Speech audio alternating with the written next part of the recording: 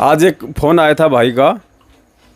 वो कह रहा था भगत जी मैं एक कंपनी में जॉब करता हूँ और मेरा जो मालिक है वो हमारी को मिठाई वगैरह और कुछ पैसे वगैरह दे रहा है, तो क्या करें, ले या ना लें। तो देखो कोई भी त्यौहार हो, आज तो दीपावली है, कल होली आएगी, फिर सकरात आएगी और नए नए त्यौहार हैं। यहाँ तो ये हिंदुस्तान है, यहाँ तो बखेड़ों की कोई कमी है ही नहीं हमारे। कोई भी त्यौहार हो, कोई भी मालिक हो, दो चीज़ें ध्यान रख लो। परमात्मा ने दो बात बताई है। सबसे पहली बात क्या है, आप जिस भी कंपनी में, जिस भी फैक्ट्री में, जिस भी आदमी या ठेकेदार के नीचे काम करते हो, अगर ऐसा कोई होली, दिवाली, कोई भी अगर फंक्शन आता है और यदि वो आपको कोई पैसा देता है, आपको कोई मिठाई देता है, कोई बर्तन कपड़े देता है, तो भक्ति मार्ग में जो कमज़ोर आत्माएं हैं, जो अभी नई नई जुड़ी हैं या जिनको ज्ञान अभी अच्छे से नहीं है, वो आत्मा चाहें, हम नहीं करे, वो आत्मा यदि चाहें तो वो जहाँ पे काम करती हैं और मालिक यदि उसको कोई बर्तन, पैसा या बोनस वगैरह देता है तो वो ले सकती हैं। क्यों ले सकती हैं? क्योंकि वो उसकी मेहनत का है। वो राह चलते आदमी को देखिए बोनस नहीं दे रहा, उसी को क्यों दे रहा है? क्योंकि वो उसके अंडर में काम करता है, वो उसकी कंपनी को, वो उसकी संस्था को फ़ायदा दे रहा है, भगत या जगत जो भी है। लेकिन हमने अपनी तरफ से कोई डिमांड नहीं करनी कि साहब 3 साल हो गई मेरे को, आपने उसको तो मैनेजर बना दिया सुपरवाइज़र से, मैं आज भी लेबर हूँ, आप मेरे को भी तो प्रमोशन दो। नहीं, भगत ने 1% नहीं कहना। भगत ने बिल्कुल नहीं कहना कि साहब आपने पिछली बार 500 दी थी, अब की बार 1000 तो दो। साहब पिछली बार आपने रावत वाले की जो है 2 किलो मिठाई दी थी, अब की बार 5 किलो तो दो। बर्तन दो या कपड़े दो, बिल्कुल नहीं, जहर खाने के बराबर है अगर आपने मांग लिया तो।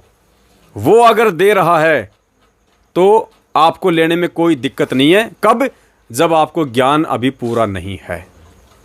और जब आपको ये ज्ञान समझ में आ जाएगा, उसके बाद वो मालिक जिसके आप यहाँ नौकरी करते हो, अगर आपको 1 किलो सोना भी दे रहा है, आपने ठोकर मार देनी है प्यार प्रेम से। वो जहर है आपके लिए। क्यों जहर है? परमात्मा कहते मन कर धीर बांध ले रे बोरे, छोड़ देना पछलियों की। ये दिवाली पे ही क्यों दिए जाते हैं गिफ्ट? क्योंकि ये एक रीत है, ये एक परंपरा है और हमने इस परंपरा को तोड़ना है। अगर 1 किलो सोना भी दे तो भी हाथ जोड़ लो कि भाई साहब मैं नौकरी करता हूं, नौकरी के बदले आप मुझे हर महीने सैलरी देते हैं, मैं उसी में संतुष्ट हूं। ये मैं बिल्कुल भी नहीं ले सकता, क्योंकि मैं सतगुरु के वचन में बंधा हुआ हूं। मेरे गुरुजी हैं, उनके नियम हैं, मैं इन चीज़ों को बिल्कुल भी स्वीकार नहीं करूंगा। वो व्यक्ति सोचने पे मजबूर हो जाएगा कि ये बाकी लोग तो भिखारियों की तरह हाथ फैला के खड़े रहते हैं कि अब की बार सेठ क्या देगा, अब की बार सेठ क्या देगा। और ये आदमी जिसको दे रहा हूं तो भी नहीं ले रहा, वो विचार करने पे मजबूर हो जाएगा। इसी से समाज चेंज होगा।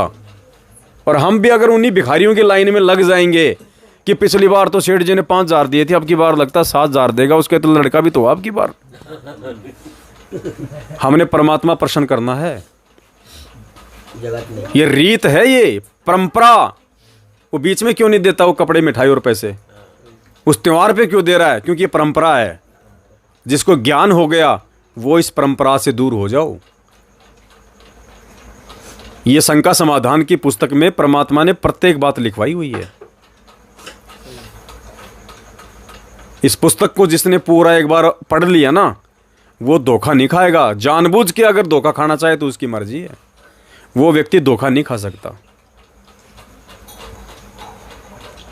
आप कहीं चौकीदारी करते हैं, आप किसी कॉलोनी में या किसी रेजिडेंसी में या किसी मॉल में जहाँ पे बहुत सारे परिवार रहते हैं और आप उस बिल्डिंग की चौकीदारी करते हो, तो वो स्थिति है।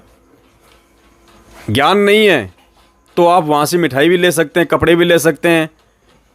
किसके थ्रू? जिसने आपको नौकरी लगाई है।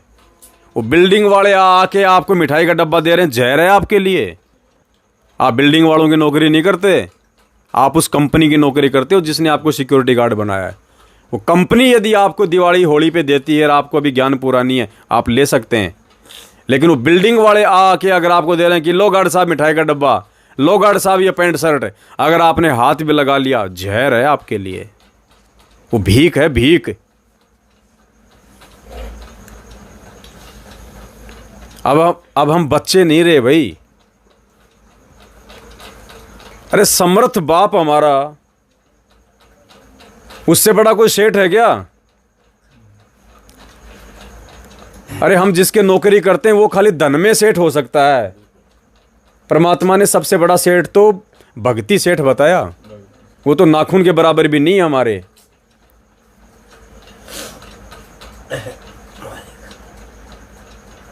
तो ये छोटी छोटी बातें भाई हमें ध्यान रखनी पड़ेंगी। हर चीज़ को परमात्मा समय अभाव के चलते नहीं बता पाते, या परमात्मा ने बता भी दिया तो सत्संग इतने हम लोग सुन नहीं पाते। इसलिए परमात्मा ने सात संगतियाँ रखवाई हैं कि कोई न कोई बात कहीं न कहीं से निकल के आ जाए और भगत धोखा खाने से बच जाए। ये त्यौहार तो आते रहेंगे, जाते रहेंगे, और हम यदि यूं ही अपनी ये जो मर्यादा इनको तोड़ते रहे, कहाँ से होगा? टायर में जितनी हवा डालते हैं उतना हम उसमें निकाल देते हैं वापस। क्या फ़ायदा फिर उसमें हवा डालने का? परमात्मा का रजा ना होता, कृपा ना होता तो कल भी हम लोग भी डंग हो जाता। कल कंपनी में गिफ्ट बता रहे थे, अब बहुत सारा बहनों ने बोलने लगे ले लो ले लो ले लो ले लो, लेकिन नहीं, हमारे गुरुजी का नियम है, हम लोग नहीं ले सकते। और वहाँ से मुँह चल दिया, वहाँ से हाजिरी बना करके हम लोग चल दिया। नहीं मिठाई लिया, नहीं कमल बट रहा था, कुछ भी नहीं यार, हाजिरी बना कर हम लोग चल आया। आज एक भगत जी का दिन में फ़ोन आया था, बोले भगत जी मैंने तो ले लिया। मैंने कहा क्या ले लिया? बोले एक तो बाल्टी ले ली और एक मिठाई का डब्बा। तो मैंने कहा बाल्टी को तो रख दे बाथरूम में, लैट्रिन धोने के काम में ले ले, और मिठाई देख लेना अगर डालडा की है तो किसी जानवर को डाल देना, और अगर भाई ठीक ठाक हो तो पहले अपने भगवान को भोग लगा के खाना। और मिठाइयाँ कौन सी सही आती हैं? इतना दूध कहाँ है? हैं? सब मिलावट है, क्यों हम जहर खाएं? और खानी है, इतना शौक है तो अपने घर पे बना लो ना, क्या दिक्कत है? बढ़िया दूध लाओ, बढ़िया उसकी बर्फी बनाओ, बढ़िया घेवर बनाओ, खाओ। किसने मना किया? वो गंद क्यों खाते हैं हम?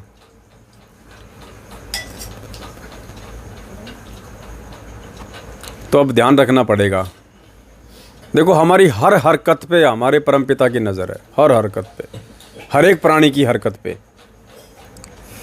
और हमारा बच्चा जिसको हमने पाला पोसा लिखाया पढ़ाया, लाखों रुपया उसकी एजुकेशन पे हमने खर्च किया, और वो बच्चा यदि किसी दूसरे बच्चे की कुसंगत में पड़ के अगर वो सिगरेट पीने लग जाता है, या किसी माता बहनों की तरफ वो गंदी हरकतें करता है, और बाप यदि कभी कभार उसको धोखे से देख लेता है, सोच के देखो उस बाप के दिल पे क्या बीतती होगी उस बच्चे की ऐसी हरकत देख के। विचार करो, आपका बच्चा यदि ऐसा करे तो आपका खाया पिया सब जल जाएगा। और वो परमात्मा तो 24 घंटे देखता है, हमारी सोच तक को देखता हो कि ये सोच क्या रहा है। तो सोचो हम उसको कितनी चोट पहुंचा रहे हैं। और परमात्मा कहते हैं जिन बातों से गुरु दुख पावे उन बातों को, हम तो नरक के गामी हो जाएंगे।